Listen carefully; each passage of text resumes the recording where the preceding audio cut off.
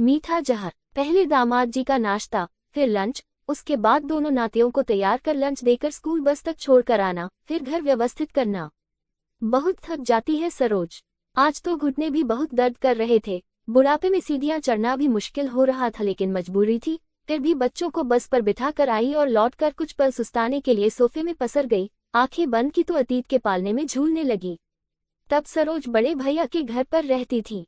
वहीं से बेटी का विवाह हुआ था और वो पति के साथ शहर में रहने लगी थी।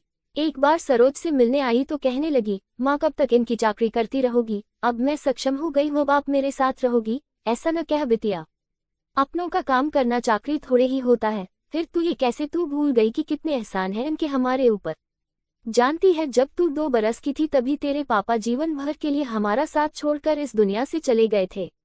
ऐसे में बड़े भैया ही थे जो हमें अपने साथ ले आए थे। भैया भाभी ने हमारा कितना ख्याल रखा है हमेशा। तुझे पढ़ाया लिखाया, फिर तेरी शादी की, और तू कहती है कि मैं चाकरी न करूं। मैं मानती हूँ कि अब वो दोनों नहीं रहे, उनके बच्चे बहुएं मेरा उतना ध्यान नहीं रख पाते हैं, व्यस्तता बढ़ गई है उनकी। लेकिन कोई बात नहीं, सरोज ने प्राची को समझाया था। लेकिन प्राची फिर भी कुछ सुनने को तैयार नहीं थी। तभी तो कहती हूँ कि अब आप मेरे साथ रहो।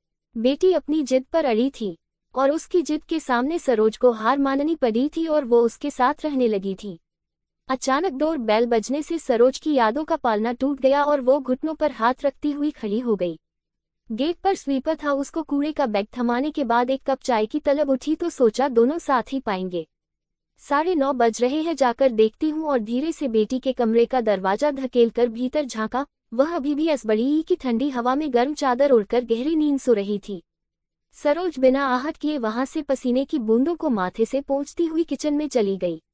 दोस्तों, आपको ये कहानी अच्छी लगी हो तो प्रतिदिन कहानी पढ़ने के लिए चैनल को लाइक, शेयर और सब्सक्राइब जरूर करें और कमेंट में अपना राय जरूर बताएं। धन्यवाद।